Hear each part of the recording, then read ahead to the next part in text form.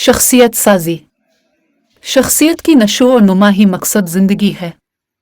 अरस्तु, फितरत इंसानी का तकाजा है कि हर इंसान मुआशरे में एक मुअस्सिर और कामयाब ज़िंदगी के लिए भाग दौड़ कर रहा है।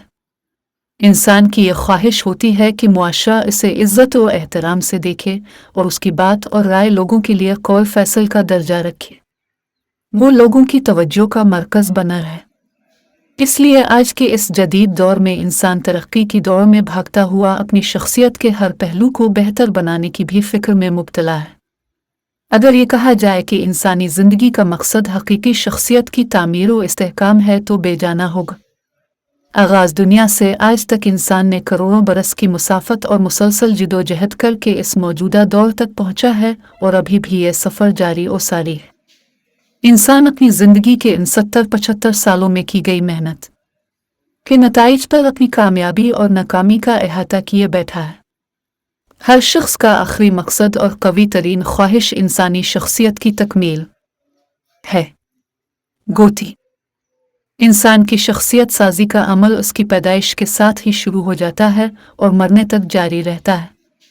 तामीर शख्सियत के इस अमल में विरासत और माहौल शदीद असरअंदाज होते हैं। यहाँ इंसानों के दरमियान ताहाल ये बहस जारी है कि इंसान माहौल पर असरअंदाज होता है या माहौल इंसान पर असरात मुरतब करता है। बहरहाल मुस्लिम हकीकत यह है कि मुआशरा आला इंसानी सिफ़ात की तामीर में असरअंदाज होता है। इंसान का सोचने का अंदाज, इखलाकी तरबियत और अमाल मुआशरे से मुतासिर होते हैं। माहौल के असरात इंसानी नज़रियात और अकायद पर भी होते हैं।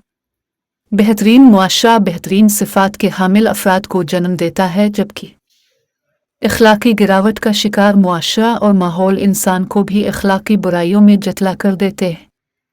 इस बात को समझने के लिए आप दो मुख्तलिफ घरानों का मुवाजना करें कि जिस घर में किताबों का मुताला करने, सच बोलने और मजहबी फ़राइज़ सर अंजाम देने का न सिर्फ दर्स दिया जाता है बल्कि इस पर अमल भी किया जाता है, तो वहाँ परवरिश पाने वाले बच्चे में भी ये तमाम आदात और खसाइस पैदा हो जाते हैं। जबकि वो घर जहाँ झूठ की कसरत और सिगरेट नोशी की आदत वालिदैन में पाई जाए, वहाँ परवरिश पाने वाला बच्चा अदम एहतराम, गलत बयानी और धोखाधड़ी जैसी अखलाकी बुराइयों का शिकार होता है।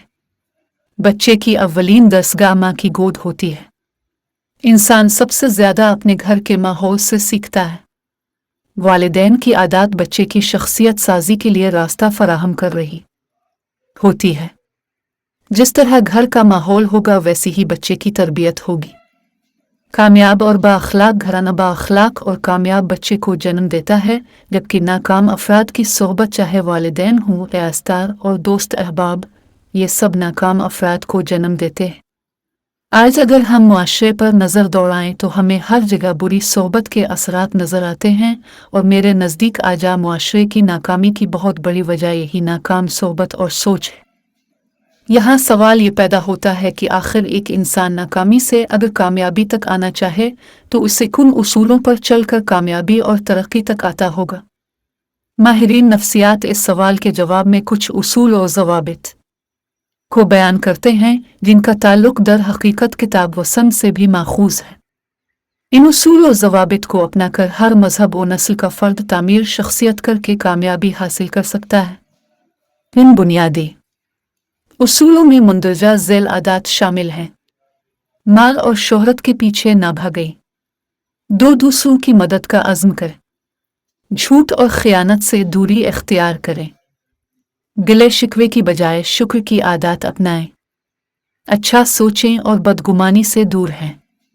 कामयाब अफराद के साथ मील जोल रखिए, खुददार नहीं, खुद पर यकीन करें, ईसार और हमदर्दी को अपनाएं, बदगुमानी से दूर रहें, हसद करने के बजाय लोगों की सलाहियतों को सराहें। इस सब के साथ साथ अगर इस्लामी ज़ाब्ता हयात को अपना लिया जाए तो वो बज़ात खुद एक कामयाब शख्सियत साजी का नमूना है।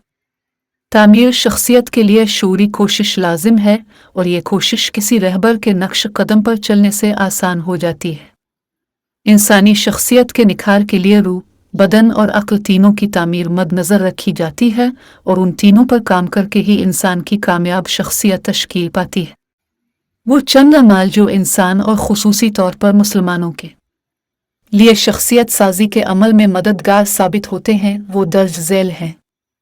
1 اللہ تعالیٰ سے مضبوط تعلق، 2 اسوہ حسنہ کی پیروی، 3 خود احتسابی، 4 مثبت سوچ اور عمل میں باقاعدگی، دوسروں کے ساتھ مل جل کر کام کرنے کی عادت۔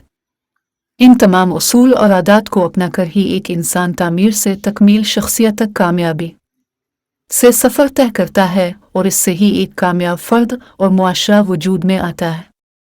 21